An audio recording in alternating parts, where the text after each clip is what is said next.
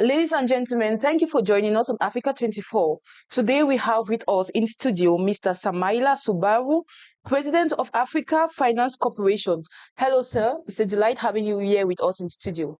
Thank you for having me. Thank you for the opportunity. So you are taking part in the 4th edition of the Africa Investment Forum, placed under the theme Unlocking Africa's Value Chains, an event dedicated to accelerating transactions to close the continent's investment gaps. How does this theme inspire you? Again, this is very a happy day for us, I would say, because we've been talking about this for the last 4 years. In fact, as recently as last year, when we published our white paper on climate, we argued and we advocated for the need for localization of industry. Essentially, we're talking about more value capture, more value retention on the African continent of Africa's resources.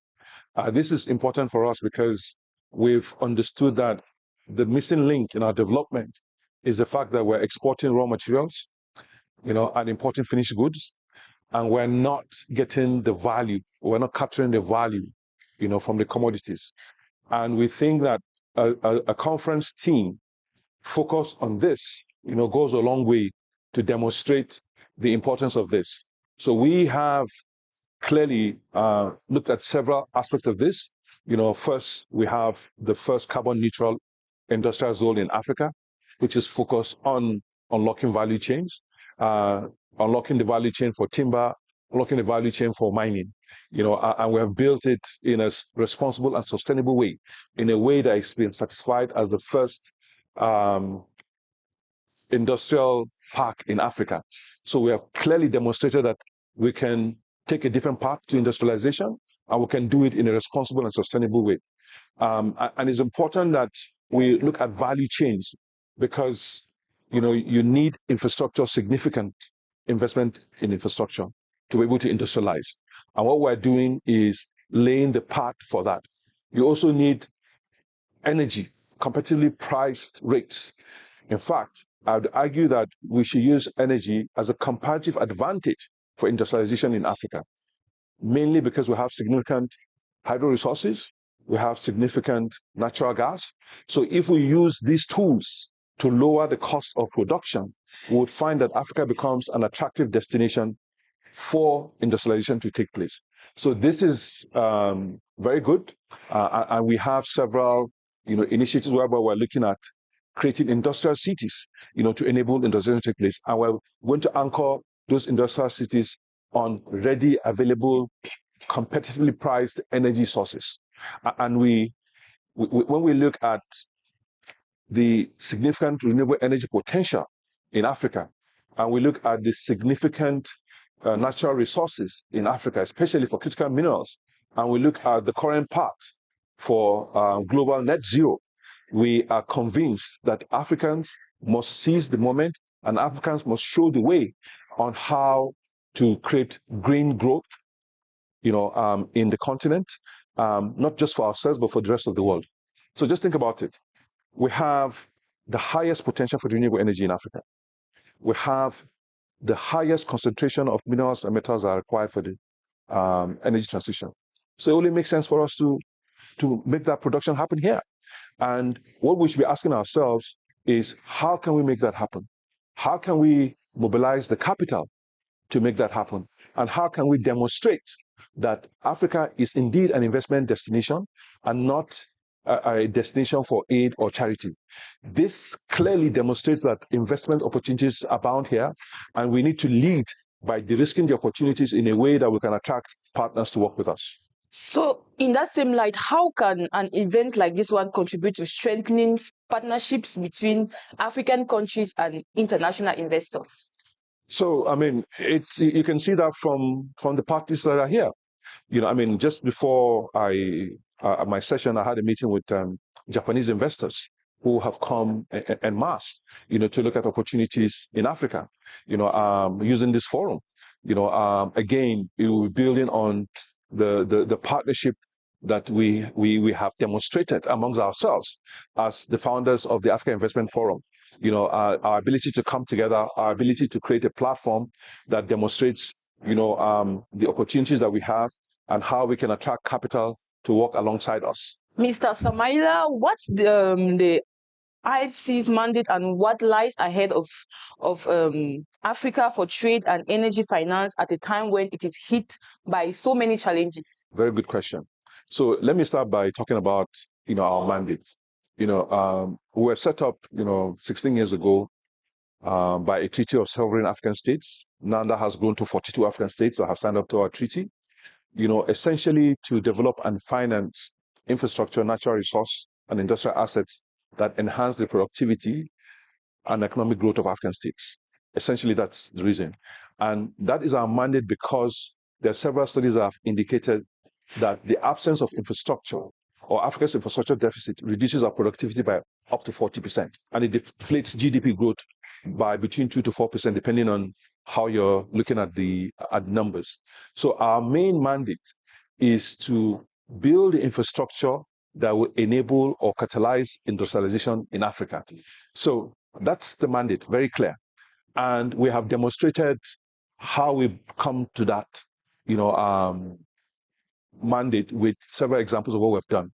What we have tried to do is to focus on developing to de-risk infrastructure and industrial opportunities, using our own capital, working with partners, and then distributing that for investors. And we've done that consecutively over time, and I'll give you examples.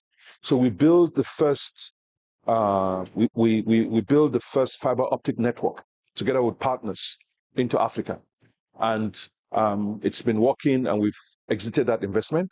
So it's been sold to a firm from America that is going to grow that into a bigger business, serving the continent. We also work with the government of Ghana, the Ghana Ports and Harbour Authority, with our partners, Atlantic Terminal Services, to build a Takoradi port, essentially focused on, I would say, the eastern part of Ghana, where most of the minerals and agricultural value chain exist, to build the port. We have exited our share of the port, and we've also caused the government and the other investors to grant controlling interest to a major port operator, again, further demonstrating that we have the capacity to de-risk the opportunity and distribute it to international third-party players, especially ones as significant as Yieldport. So that's the work that we do. What we do is we develop to de-risk and we distribute. And we have several examples of that. So 2 months ago, we commissioned the wind farm in Djibouti, providing over 50% of the energy requirements of the island. We also signed an agreement to increase that capacity, so that it will serve the industrial park that they are building, and also serve, the ports authority there and all the related industries around the port. We also built a water desalination plant, to provide water for the community, and to also, more importantly, create opportunity for young girls and women to have alternative livelihoods, and to go to school. So we're focused on how we can accelerate development impact in Africa. We're focused on energy, transport and logistics, natural resources, heavy industries, telecoms, and technology. And we're very proud of our track record in that space. So far, we have deployed over $13 billion, across several projects in Africa. Our balance sheet now is over $11 billion, and we plan to grow that significantly over time. We've managed to attract partners to the various sectors that we operate in. As I've mentioned to you, we've managed to build, carbon neutral industrial zones, and we are on the path of replicating that success across several areas. We are focused on how to enhance value capture and retention in Africa. One of our industrial parks, has exported T-shirts to the US, which is a very good thing, and we think that we can replicate that across board. We have another industrial park in Chad that's focused on livestock and already embarking on continental free trade. So we have the livestock from Chad now in Cameroon and Gabon, and we think that there's room to expand that to even outside the continent. We are having conversations with customers and clients in the Gulf, and we think that we can export livestock to the Gulf. We also have other produce like soya and cashew that we're also exporting to the Gulf, and we think that this can be replicated. So we're very glad at where we are. We're very glad that we have the skilled workforce, very competent workforce that are able to transform ideas to outcomes, building the infrastructure that we need to industrialize Africa. And according to you, what are some of the challenges that hinder the growth of the infrastructure sector in Africa? The cost of funds is a challenge, because Africa is perceived to be riskier than it is, and the data demonstrates that we're not as risky, but yet, we have this prejudice premium that we pay, whereby we pay more than most other jurisdictions that have a stronger, and I would say, a history of more defaults than we do. So that's one of the challenge.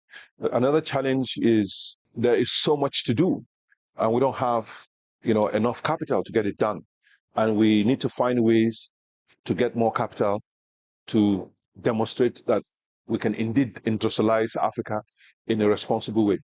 But I think that we also have ideas or solutions to overcome that.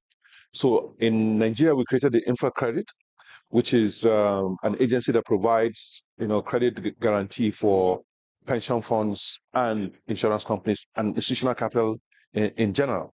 I think this is an idea that we can replicate across several other African jurisdictions, and it's important that we do that because we need to find ways to mobilize more domestic savings to invest in infrastructure and industrialization.